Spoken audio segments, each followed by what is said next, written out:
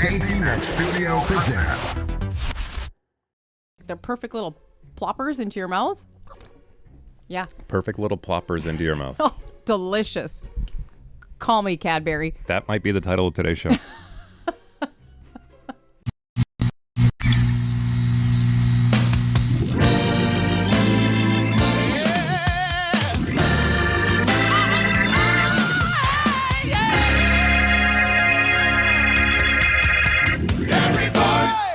I just keep locking eyes with you.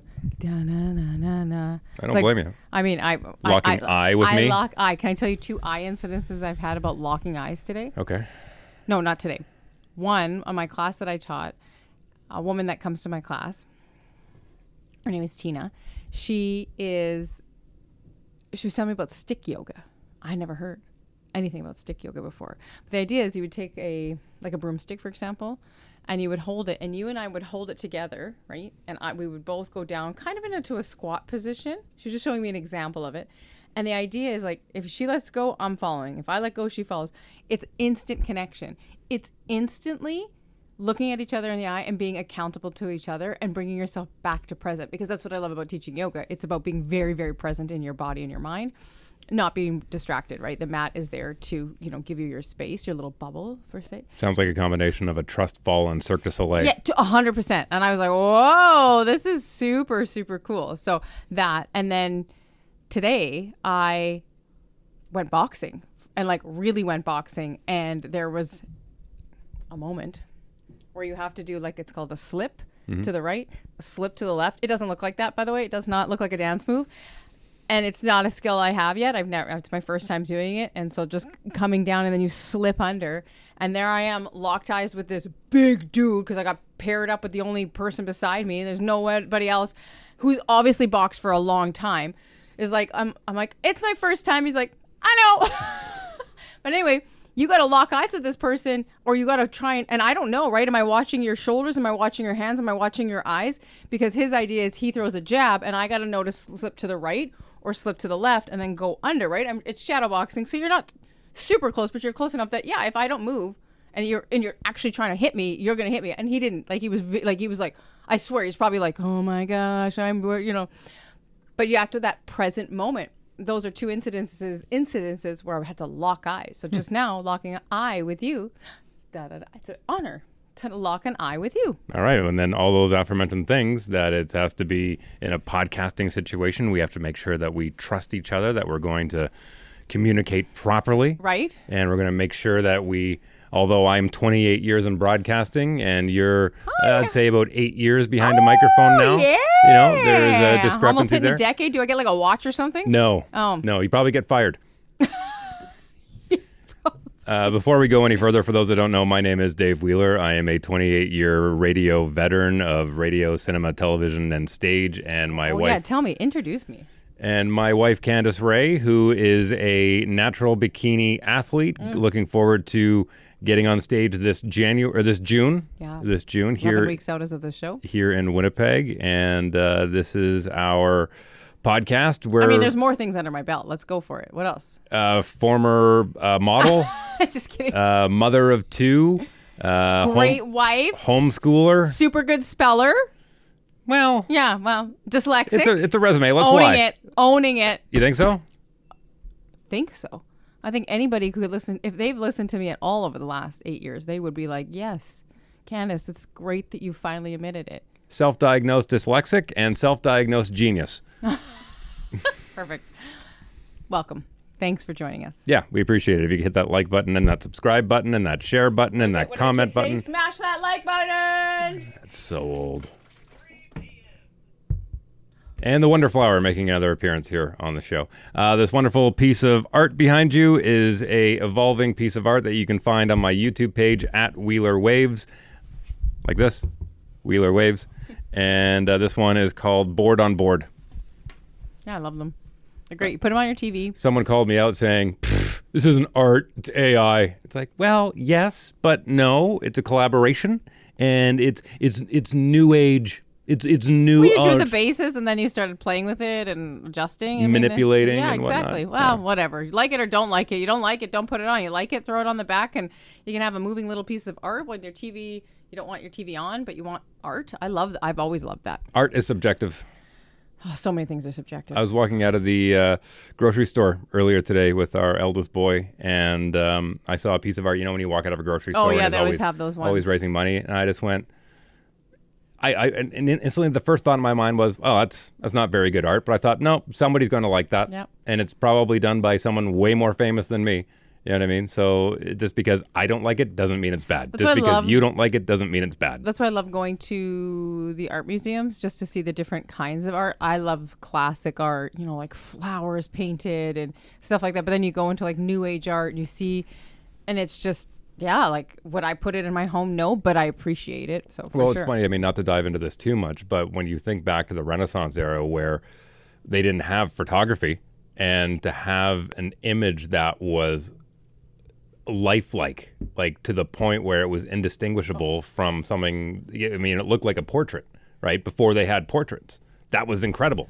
I also think those sculptures, like if you look at Sure. the way they did the hands, Yeah. the way that they did, like even sometimes they're holding lace in their hand and the way they, what? And then now, Where'd that talent go? and Who's that- got that in this world? oh, there's still a lot of people out there, but the problem is it's so expensive. Mm. I mean, one of the last great, in my opinion, art pieces as far as edifices that we have is the Fort Garry apartments. Not the hotel, but the apartments right the behind outside. it. The outside, the facade on it is absolutely stunning with a lot of those, faces and bodies and women holding up, as if they're holding up the platform or whatnot. I think it's stunning. And now we see more of this concrete slab. Once they figured out that they could mold concrete, then it was a lot more of what we see downtown Winnipeg with the what am I thinking of? Where all the concert hall. Just a lot Well, more. that's more like an 70s, 80s, I guess. 80s Yeah, art. yeah, they went more into like that. Deco? Is that the? Yeah, it was more It's of still like a beautiful building. yes, absolutely on the inside. Yeah. But yeah, again, art is subjective, and it's funny. It kind of brings me to the next topic, and I do want to get Oh into. wait, unless it's Bob Ross, it's fantastic. And if you don't like it, you should just stop watching the show. Before we get into more about, because I want to hear more about where you are, and I'm sure other people do want to find out where you are on your fitness journey. Talking about the whole, some people like it, some people don't. You can't separate good art from bad art because it's subjective. One of my favorite golfers of all time is in trouble again, and it absolutely breaks my heart. Tiger Woods, breaking news as of Friday, was in a car accident where he flipped his vehicle on its side. Nobody was injured, but after he Whoa, where? in Jupiter Island. How fast are you going to flip your vehicle? You got to be going fast. You're not flipping it at 50. Apparently he was going rather quick, and he was looking to overtake a vehicle in front of him. Guy was in a truck, and he was hauling pressure washing equipment behind him in a small trailer. He said he looked in his rearview mirror, saw a Land Rover moving very quickly on a very narrow road, went to overtake. When he overtook, he clipped the trailer in the back, and that forced him to and then Land Rover ended up on its side. Nobody was hurt, thank goodness. Yeah. But when Was Tiger Woods hurt? no, he was fine. He was able to climb out the pad because it landed on the driver's side Those of the Land vehicle, Rovers. and he was able to get out of the Well, that's the passenger point side. of those kind of cars. Yeah, they're Right. very safe. Yeah. And I mean, but keep in mind, what he's put his body through, any sort of accident like that could have been devastating. But they did a field sobriety test, and they said he was under the influence. They did a blood alcohol test. He blew zeros. Oh. But they once he was in custody, they asked him to take a pee test, and he refused.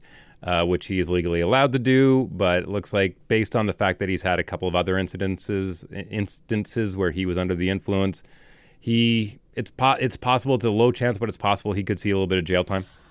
But if he didn't blow over, But and he's allowed to refuse, then why can he? I mean, I get what he did was wrong. 100%, he was speeding, and that he should get a ticket for that and whatever. But why would he go to jail? Because of him previously being under the influence, and But he's not now. But it sounds like he was under prescription medication, which is also considered being under the influence. And my heart's broken for a couple of reasons, because I can't imagine what it would be to live a life like Tiger Woods. But I would hope that I would have enough wherewithal to get a driver. Yeah. Get someone to drive me around. As much as I enjoy driving, as much as I enjoy it, if I don't have to, and I know that I have to be on these medications, drive me. Yeah. I will hire somebody, and I will pay you double minimum wage or whatever it is. I will pay you handsomely to be my driver. Like, I just don't understand why this continues to be an issue. Britney Spears, hire a driver. Hire Justin Timberlake, hire a driver. Yeah, it's so true Like, considering. I don't get it. Yeah, it's a good point. It's a really good point, actually. Blows my, and that's the most disappointing part. And again, I couldn't even start to imagine what it's like to live a life where you have everything at your fingertips. And I guess you get to a point where you're like, I can do whatever I want. You know what I mean? Like there are no boundaries for me because of what I've accomplished and what I've done and all the money I have. But it got me to the point in thinking that this is not going to do well for his reputation. No. Which is unfortunate because I think overall, I think Tiger Woods is a good person who has done some bad things. Okay. And to be consistent with that, I think there are some bad people that have done good things, and I don't think that makes them a good person. And I don't think this makes Tiger a bad person. But unfortunately, it will overshadow a lot of the great things that he's done. And I'm not just talking about on the golf course. I'm talking a lot of philanthropy that he's done. I'm talking about a lot of the people that he's inspired, a lot of people that he's helped behind the scenes. It's just unfortunate that in society we go, oh, he did this and he's bad. He's bad. Right. You know, like with the cheating scandals and all the other things that he's done. It's unfortunate because I think the overall picture of Tiger Woods is really good, and what he's done for the game is just, I mean, he's the only reason I started golfing. The only reason I started golfing. Wow. I didn't know that. I didn't know it was the only reason. Well, I before that, I thought golf was dumb. I thought it was one of the dumbest games in the world. And I saw this guy, this very brash young man, going out there and shaking things up, which was an old rich white man's game, and going out and kicking down the door. I'm like, that looks awesome. Right. Let's go out and swing a few clubs and see how it goes. And I fell in love with the game. So without Tiger Woods, our kids aren't golfing. We're not golfing. So I remember that, and I remember a lot of the good things that he's done, but. Yeah, it's just heartbreaking to see. It's sad when your heroes fall. Yeah, 100%. What's that line that you always say from, I think, the Foo Fighters sing it? Don't meet your heroes? Oh, no, it was the Foo Fighters didn't say it, but yeah, they always say, don't meet your heroes because you'll be disappointed. Right. And I always say when I met Dave Grohl, I had that in mind, and he lived up to every expectation I had. He was just a wonderful human being. Yeah. And there's another guy who's gone through some unfortunate things having And do you think he was a good person with did bad things? Yes. Well, I mean, again, when you get to that upper echelon of rock and roll, it's not surprising. It's not surprising that he had a child outside of his marriage. He's not the first rock star to do that. I mean, David Bowie fathered many. Oh, I didn't know that. Oh, yeah. David Bowie has many children. Oh, so his star seed has been left. Yeah, yes. Yeah, well, I mean, Elon Musk, there's another guy who has had a lot of children by a lot of many mothers. Why did you do that? Nick Cannon. No, I got a question. When you did that, when you pulled that out, pause. You went What do you mean? like you tucked it away. We know what you're doing. I ain't mad about it. Just to hold it out so I could grab it. Oh, it's just the way you moved it. I was I'm not like, gonna put it over top of here. no. Why? I love an ASMR. For those that are listening on the audio version, I was grabbing a Zonic, Yeah. a nicotine pouch, for the record.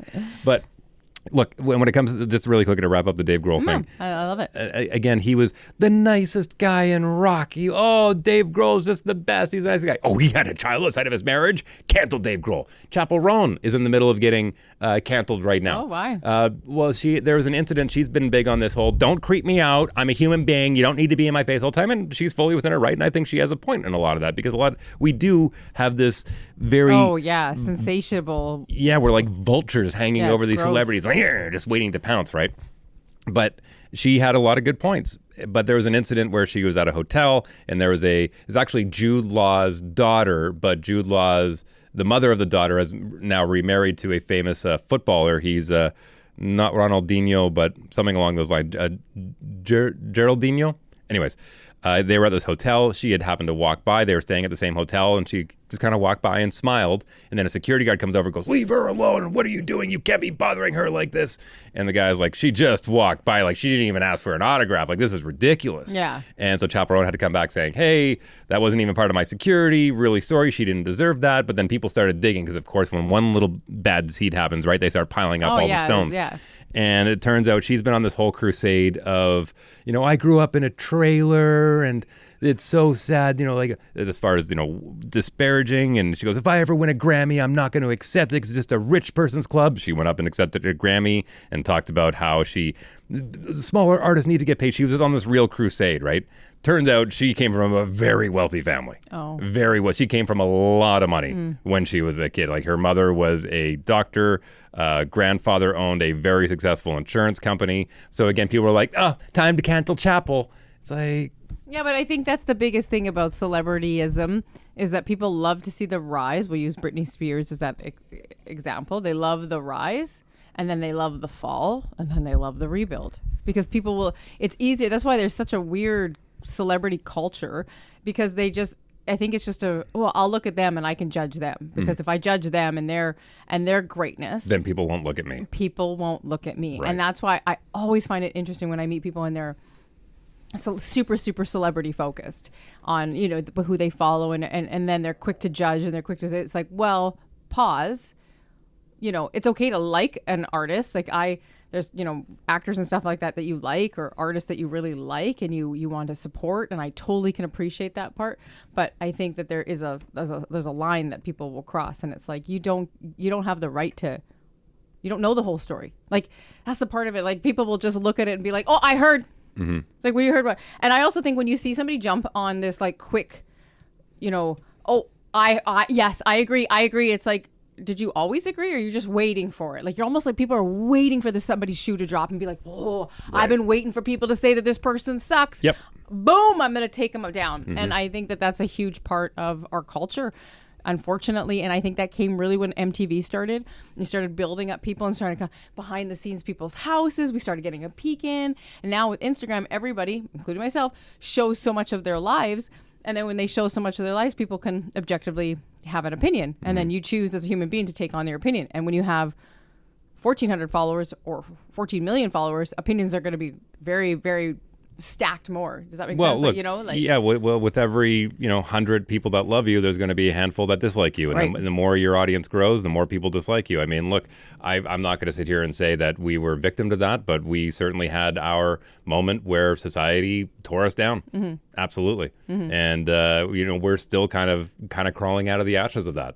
I had somebody recently. I did a post, like I was posing, and I used audio of like, if you don't like what I'm doing, you can kiss my, kind of thing. And I had posted up. It was very like, it was a trending audio, and I was posing and I was doing a back turn, and I put it up, and somebody sent me a private message like, that is extremely rude that you would do it. And it's like, at some point, if you're going to put yourself out there, fun fact, if you put yourself out there, you have to be willing to look at that, and you better have enough self-worth to say that person doesn't dictate how I choose to put myself online, how I choose to put myself out there. So Chapel Rowan and all these people, if you're going to put this narrative out there and this is who you're going to be, she's entitled to change. Now, she can get the Grammy because now she's there and she's like, holy shit, I have one. Or holy shit, I'm going to pretend that my story is A instead of B. But as long as she understands that her process of that and her ability to change and say what she's doing is very... Does this make sense? She's waving her arms. She's circling her arms and over the table. For those that are on the audio version. I'm 8 years. Remember how we started this? 8 years into this broadcasting. I think what I'm trying to say is this. 2 arms. Double what she's trying to say. I just mean, if you're going to put yourself out there and you're going to do that, you're going to be criticized. That's just the way this world works, unfortunately. And that's the shitty part. I think a lot of people need to pull back their opinion. I think every time I see a negative comment online, and there's a lot of negative comments online, I think, man, that person did not exfoliate. That's honestly what I think. I was like, that person, because if you stand in the mirror and you do what you should do, which is talk to yourself in the morning, like, hey, we're gonna have a great day, hype yourself up. You should be self-talking. Every major high-performing athlete, before they go out on, you see them mouthing out. What's the really good soccer player? What's his name? Leo Messi?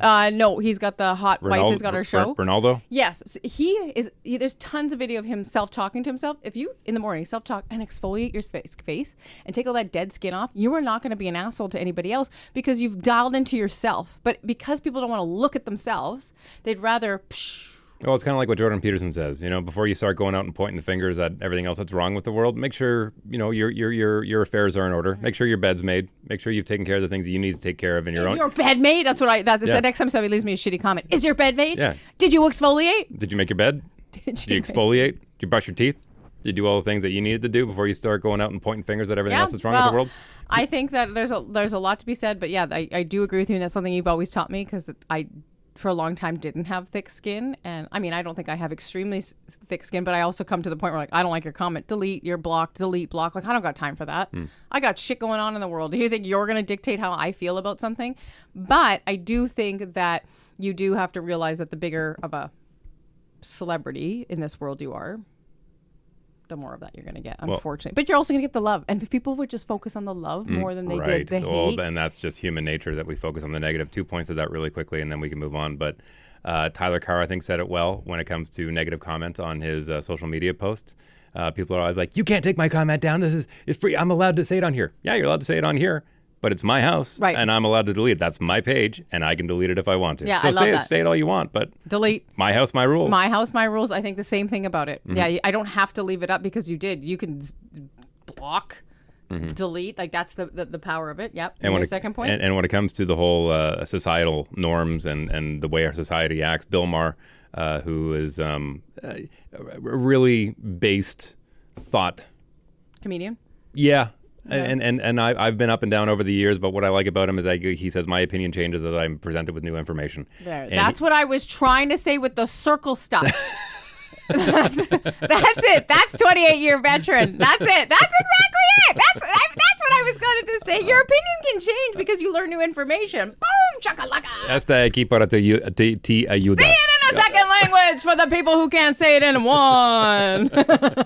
But he talked about how he actually said it was very clever. He said, we're at a point now where we're getting so close to aliens being disclosed and all this information that's out where, even the government in front of people are saying, we don't know what these are. And behind closed doors, they're going, really, we don't know what these are. And even Elon's going, it's not me. He goes, we're at a point where if you don't believe that aliens exist, maybe you're the conspiracy theorist. And he said... Fun. I didn't know all that was happening. Oh, yeah. Well, I mean, Disclosure Day is coming out right away in June. Steven Spielberg's new movie. Oh, I was going to say, that sounds like a movie. Yeah, it is. Yeah. And I'm really excited about that one. Oh, that's like psychological warfare, no? Totally. Absolutely it is. But what he said over the 10 minutes that he spoke about this, where he was talking to the camera, he said, let me speak directly to the aliens. First of all, we know you can kill us. Thanks for not doing that. And we have a lot of dumb people here. We really, really do. But we have a lot of smart people. We've been able to achieve a lot of things. And we know we're not even in your sphere of intelligence. We get that, and that's very evident. So please be patient with us. And he goes, treat us like Britney Spears. Maybe she should be in a conservatorship for her own good. And maybe we need to be in one too. Have you ever seen that movie with the kids have, and it's like a moop, and he's like purple, and he is Home. It's called Home. And he's an alien, and he's a terrible alien. Oh, and his name's, okay. Jim Parsons. So why are we assuming they're all so smart? Maybe they're like that. Maybe they're like E.T. and they want like hugs and they just want love. Maybe they're Wall-E, for crying out loud. We're all giving them all this credit that they're lizard people and they're like the elites of the world. Maybe they're the freaking garbage cans. Well, to bring it back to something that we've both seen recently, we'll bring it back to Project Hail Mary. Oh, go see it. Go see it. Go see it. I'm not putting up an image on the computer here because last time I did, I got a copyright strike. Last week's show, that's right. Anyways, I think what Ryan Gosling said, he said, he's really, really smart, but there's some things that they don't know about. And we're really, really smart, but there's some things that we don't know about. But together we're really smart. Yeah. And maybe that's where we need to come to, is that there's some things that they don't know about, and there's a lot of things that we don't know about. Yeah. But together we could become really smart. So I'm interested. Like I'm interested. Tell me when. And if you want to be really smart, get yourself a pair of Sheath Underwear. Holy moly! Change your world. What a change! That's all I wear. It's all I've been wearing since I found it. I very similar to the whole my opinion changes when new information comes out. I was a Saks guy for a long time, and then I got upgraded to Sheath Underwear, and I was like, this is better than what I had. And so until something better comes along, I'll be wearing Sheath Underwear. And if you use the promo code RAE, RAE, and you can use that at checkout, then you get 15, maybe 20% off.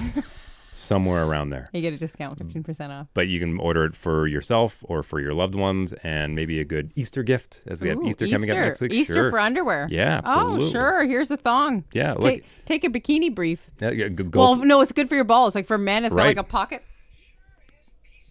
Go find those eggs. Yeah, go find those. Oh, don't even talk to me about chocolate eggs. Yeah, I know.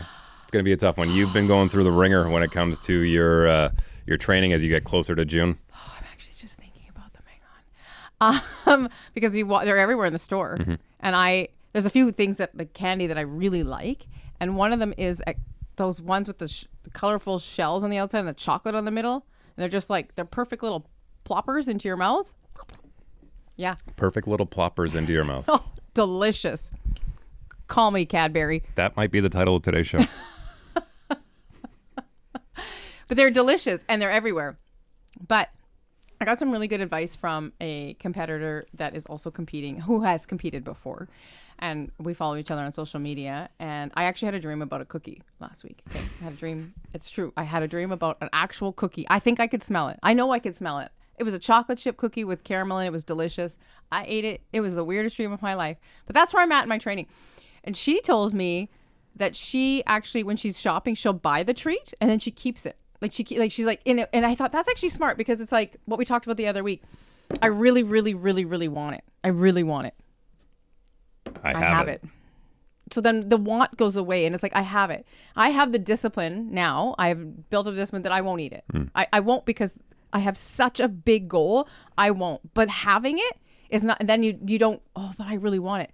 So she just has this little pile and she sent me a picture of all of her little treats that she has. And I think it's adorable. And I was like, oh shit, I need one of those. What do they call those? Tickle trunks? Like Sure. whatever, like a chocolate trunk or something. A treat trough. A treat trough? I don't know, but those Cadbury eggs next time. But it makes sense, right? Because when I am learning a lot about becoming an athlete, you know, at training at this level, this kind of commitment.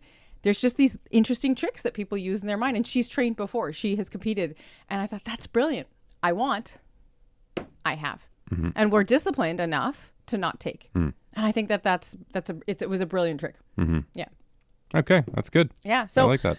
Wherever that's going to be, someplace just before the week before the show, I'm going to pull it out on here and be like, all right, everybody.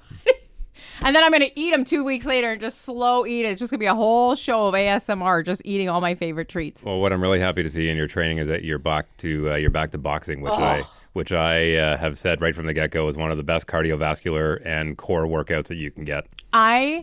We did a social media. I wanted to know about it. We have a friend Ryan Street, shout out to Ryan Street, who's got a friend Eddie who runs craft boxing, and we went over and we tried it and he gave me a lesson just to see if I would like it, because we have a bag at Overtime Fitness that I was hitting. I was like, I actually really like this. And as a yoga teacher, like I'm a very zen person. You know, I may sound excitable here, but I'm a pretty chill person. Something about hitting that bag I just love. And so today I took a class just to be sure that this is something, you know, first of all, my arms are noodles. Like, they're completely noodles. But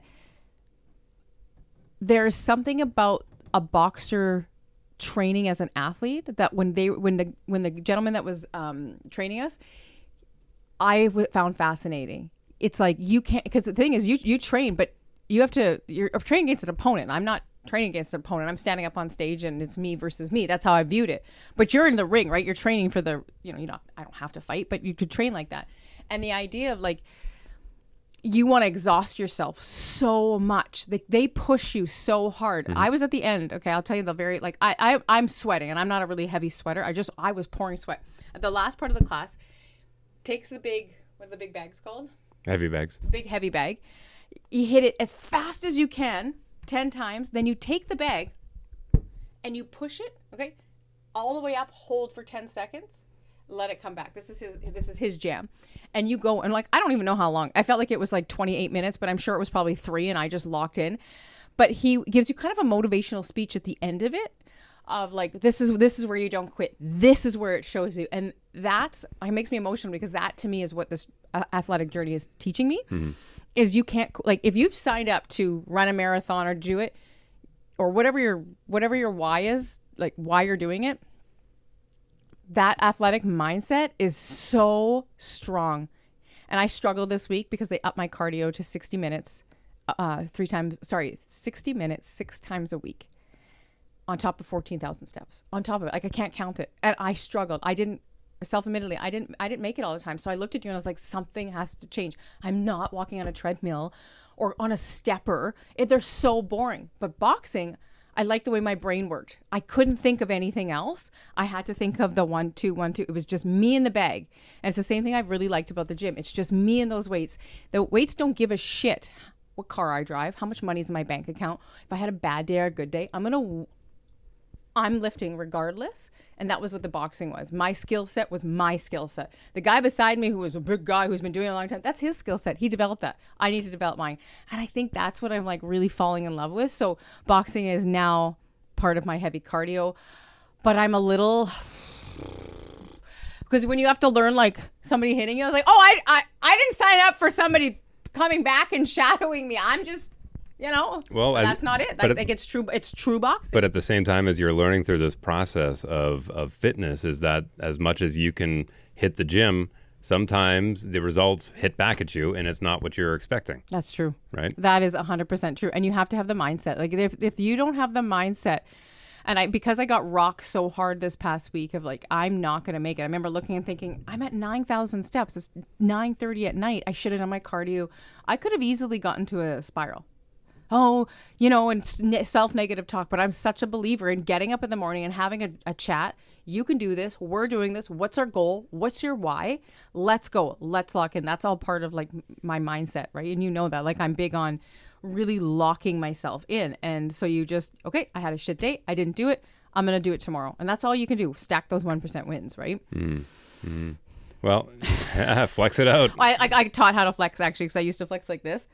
But then I was told you flex like this. So you pull the thing down. You really get it in there. Because the girls look so cool when they're on there and they're all been training for so much longer than I have. So they have like just, so I'm like, how do I make it look bigger? Like, my coach is like, lift heavier. And I'm like, oh, what about if I just did this?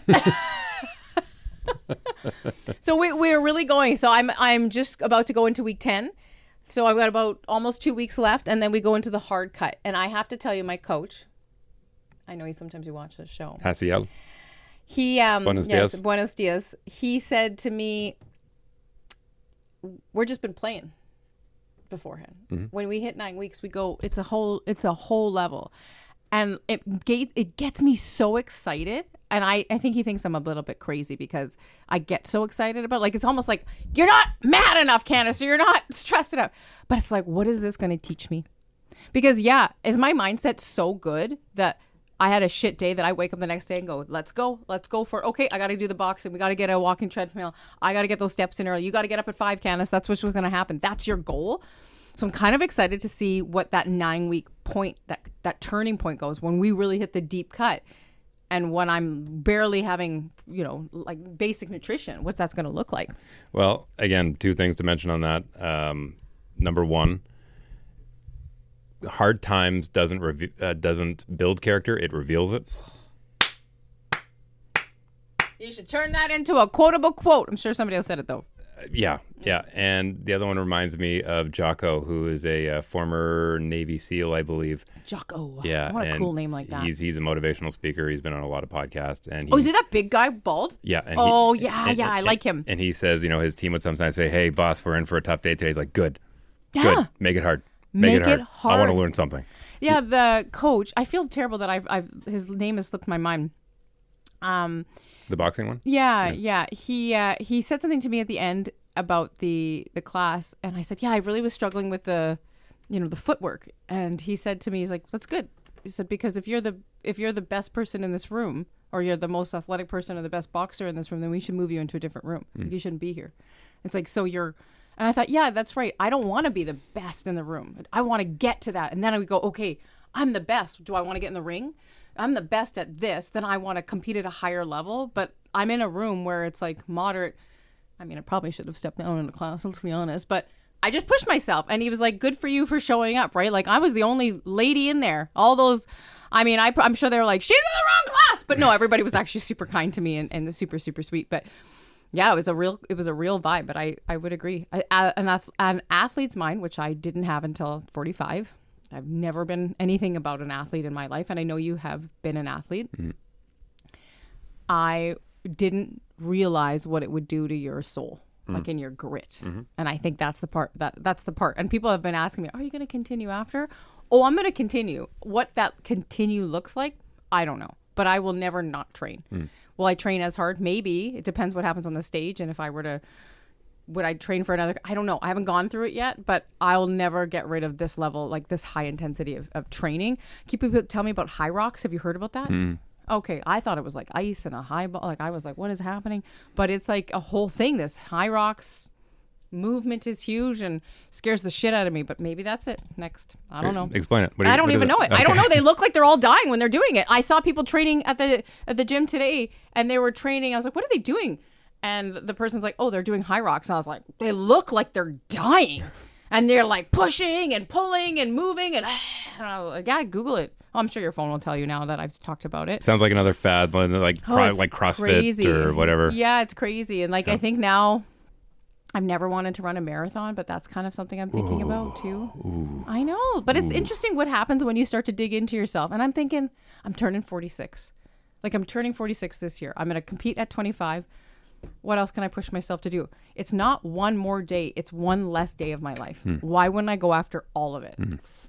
Why not run a marathon? I mean, I've drank before. I've done all the other weird stuff on the other side of the pylon. Pylon? Why the what? Sure. Yep. Yep. Go with it. Okay. Yeah. Makes me think of that guy pylon. You ever see that video of that guy who gets pulled over and he's wasted? No. Oh, and he's and you got to do a kick and a turn. That was no, actually not from... that guy. No. I think he's an Australian. It's like iconic, and he puts it on, and he's like, dun, dun, dun, dun, and he's like, at that point, they were just like, dude, just get in the back. No. Oh, there's one... I know the other one. Kick high, yeah, kick bum bum. That's from Reno 911, which is a TV show. Oh my god. Anyways, we'll leave it at that. By the way, if you haven't signed up for the Rae Within yet, please do. All of these lessons are put into bite-sized audio forms, and it's a way for you to stack your 1%. It's more of like making sure you're doing a mental audit of your mental architecture. Yeah, I took all my journaling over the last like 20, 25 years and really put it into bite-sized pieces of things that I've learned that have helped me stack my 1% now that I'm kind of sitting over here. And part of what I'm training for, Dave has been producing it. The production is unreal, like unbelievable. Everyone is different. I give him complete freedom to do whatever he wants on them. Artistic control. Guided meditations. There's yoga videos in them. $111 for a year. For a whole year. That's dirt cheap. Believe me, we've been working a little bit with some consultants, and they're saying you're severely undervaluing what this is. Yeah, but right now that's the cost. I want people to have tools. I believe that tools for a toolbox, they work for me. And I have somebody who, I have members, and somebody said, you know what I love is that some tools I think I need this every day, and some tools I go, I'll put that in the back. And that's just been like everything for me. So as I continue through this journey, I will be documenting it, and what I learn goes into the toolbox. And at the very end, it'll be just me eating candy last day. Like, subscribe, leave a comment if you can, share it with your friends, and thank you for your support regardless of how you do that. We always appreciate it. My name is Dave Wheeler. That's the athlete, Candace Rae. Athlete, I'll take it. Can you put like athlete down here? Sure. Right here. See you. Bye.